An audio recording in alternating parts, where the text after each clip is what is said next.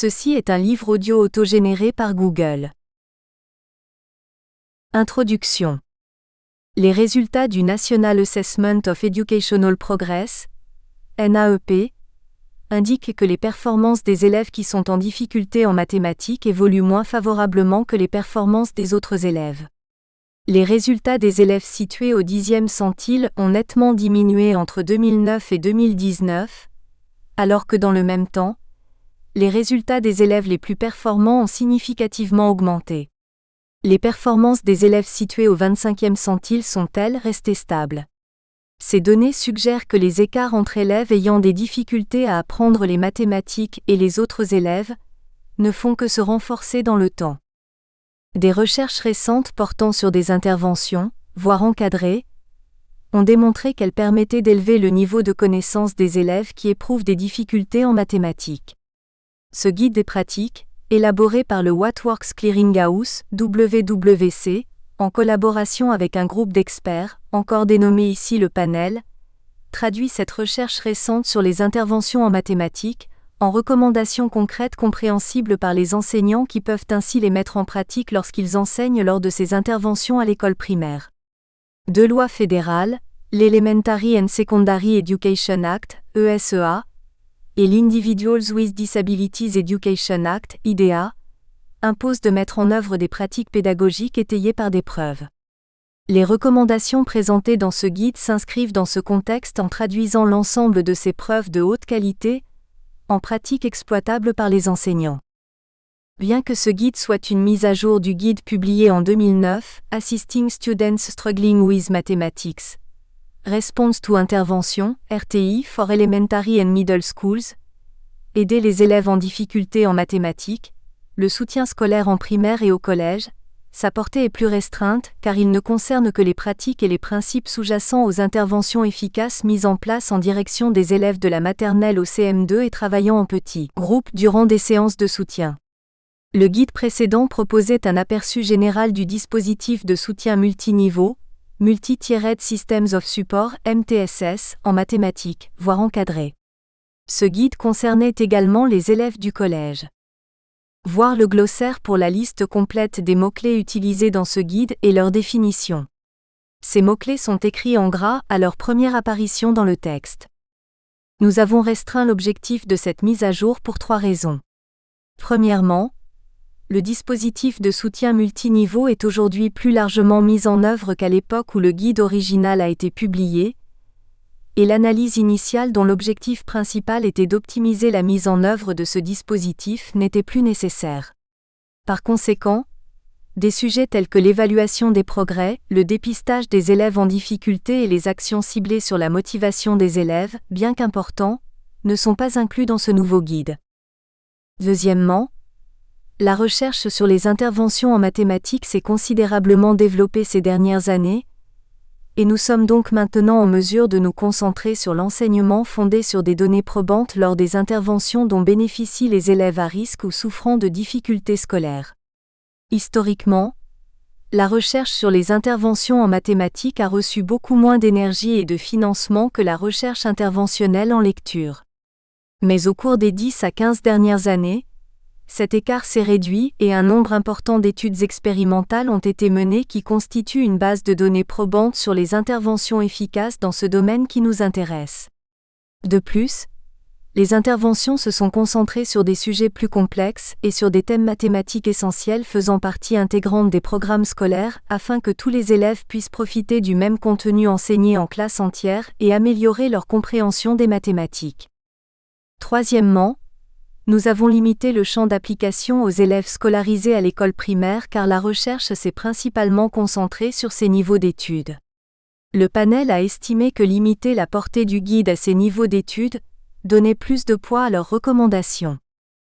Les pratiques décrites par les 6 recommandations présentées par ce guide caractérisent les interventions efficaces en mathématiques, c'est-à-dire des séances où les élèves sont rassemblés en petits groupes, voire des séances de soutien individuel.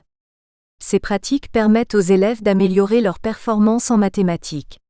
La recommandation 1, enseignement systématique, donne les caractéristiques spécifiques d'un enseignement efficace durant ces interventions dont elles constituent l'épine dorsale. Les recommandations 2 à 6 se concentrent sur des pratiques plus spécifiques. Les recommandations 2 et 4, langage mathématique et droite numérique, s'appuient sur des preuves récentes et soutiennent des propositions de changement dans les programmes depuis la publication de la version de 2009. La recommandation 3, représentation, la recommandation 5, problèmes verbaux, et la recommandation 6, activités limitées dans le temps, étaient déjà présentes dans le guide publié en 2009. Mais dans cette mise à jour, elles sont présentées de façon différente en s'appuyant sur de nouvelles preuves et en proposant de nouvelles idées pour améliorer les interventions. Utiliser des données probantes pour élaborer les recommandations. Ce guide des pratiques propose 6 recommandations basées sur un ensemble de recherches de grande qualité portant sur des interventions en mathématiques. Chaque recommandation donne des éléments caractéristiques concernant les interventions et ou les pratiques pédagogiques recommandées, avec des conseils sur la façon de les mettre en œuvre, des conseils sur la façon de surmonter les éventuels obstacles, et un bref résumé des résultats de la recherche qui appuie la recommandation. Après avoir examiné l'ensemble des preuves, le groupe d'experts et le WWC qui a rédigé ces recommandations leur ont attribué à chacune un niveau de preuve.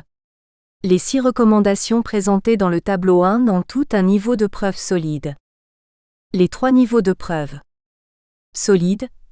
Des preuves cohérentes issues d'études conformes aux normes WWC et qui montrent que les pratiques améliorent les résultats pour une large population d'élèves. Modéré. Certaines preuves issues d'études conformes aux normes WWC montrent que les pratiques améliorent les résultats, mais il peut y avoir une ambiguïté quant au lien direct entre les pratiques et les résultats ou sur leur généralisation à des populations d'élèves diverses. Minimal. Les preuves ne sont pas issues d'études conformes aux normes WWC ou sont incohérentes, mais le panel a décidé d'inclure la recommandation car l'intervention s'appuie sur des bases théoriques fortes. Il est aussi possible que cette recommandation n'ait pas encore été étudiée ou qu'elle soit difficile à étudier d'une façon expérimentale rigoureuse. Des informations plus détaillées peuvent être trouvées dans les annexes A et C, non traduites. Qui pourrait trouver ce guide utile ? Ce guide est conçu pour être utilisé par les enseignants qui organisent des interventions en mathématiques, en direction des élèves en difficulté.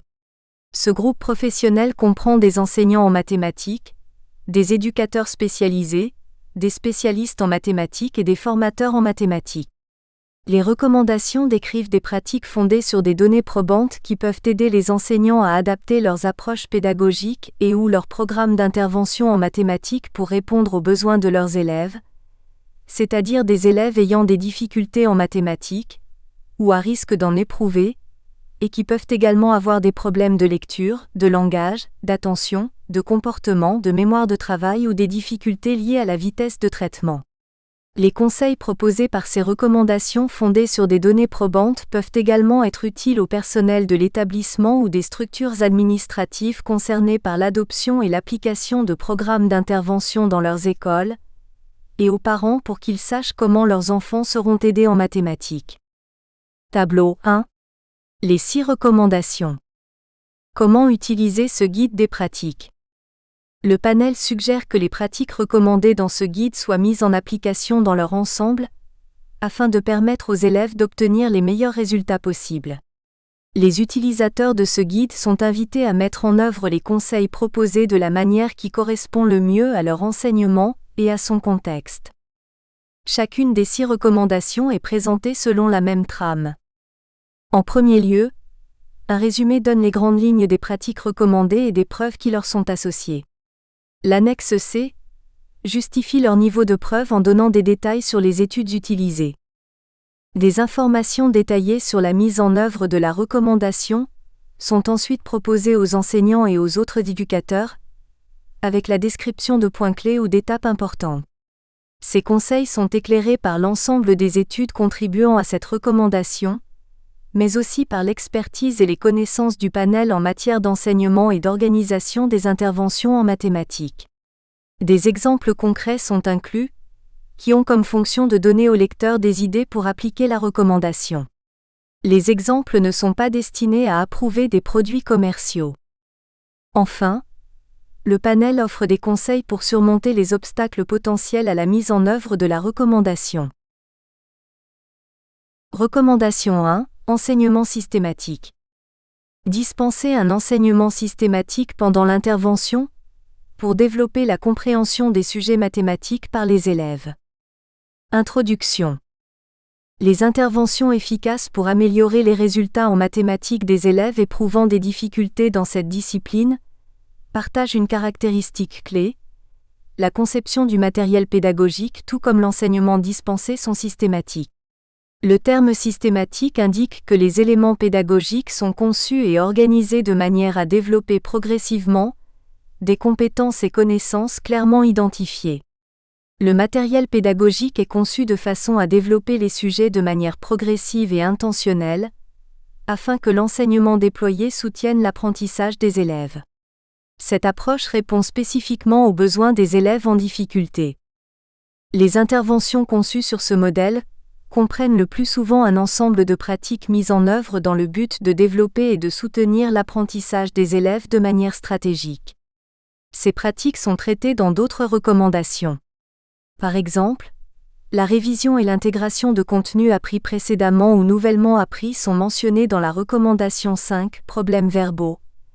Le renforcement progressif des connaissances est illustré dans la recommandation 3, représentation, la recommandation 4, droite numérique, et la recommandation 5, problèmes verbaux, et l'application de stratégies efficaces permettant aux élèves d'apprendre et de comprendre de nouveaux concepts et procédures est un point clé de la recommandation 2, langage mathématique, et de la recommandation 3, représentation. Quel que soit l'objectif de l'intervention, ces aspects de la conception de l'enseignement sont essentiels pour soutenir l'apprentissage des élèves. Le WWC et le groupe d'experts ont attribué un niveau de preuve solide à cette recommandation en se basant sur 43 études portant sur l'efficacité de certaines caractéristiques concernant la conception des interventions et d'un enseignement systématique. Parmi elles, 32 études répondent aux normes WWC sans réserve, et 11 études répondent aux normes WWC avec réserve. Voir l'annexe C pour une justification détaillée du niveau de preuve associé à la recommandation 1. Cette recommandation met en évidence un ensemble global de caractéristiques pédagogiques qui constituent l'épine dorsale des interventions efficaces et systématiques. Ce chapitre décrit des stratégies, des exemples et des outils que les enseignants peuvent utiliser pour mettre en œuvre des interventions systématiques efficaces. Comment mettre en œuvre la recommandation ? 1. Revoir et intégrer ce que les élèves ont déjà appris tout au long de l'intervention, pour s'assurer qu'ils comprennent toujours les concepts et les procédures. Les experts recommandent que le contenu des interventions fasse l'objet d'un examen systématique, tenant compte des concepts et ou procédures appris précédemment. Identifier les éléments déjà enseignés qui sont en lien avec le contenu nouveau, avant d'introduire ce dernier, et aider les élèves à comprendre ce lien. Présenter aux élèves des occasions de résoudre des problèmes de type familier. Au cours de cette révision, les élèves peuvent expliquer ce qu'ils savent sur un sujet, ou bien être amenés à résoudre des problèmes en travaillant soit individuellement, soit en petits groupes, soit avec un partenaire. Voir la recommandation 2 sur le langage mathématique. Présenter régulièrement une variété de problèmes qui obligent les élèves à faire la distinction entre les différents types de problèmes. Voir la recommandation 5 sur les problèmes verbaux et la recommandation 6 sur les activités en temps limité. Cette pratique évite aux élèves de généraliser à l'excès les nouveaux concepts ou procédures. Par exemple, une fois que la technique du regroupement a été introduite pour effectuer des soustractions avec des nombres à 2 chiffres, incluez certains problèmes qui ne nécessitent pas de recourir à cette pratique afin que les élèves ne... Nous espérons que vous avez apprécié cet aperçu. Pour continuer à écouter ce livre audio sur Google Play Livres, utilisez le lien dans la description de la vidéo.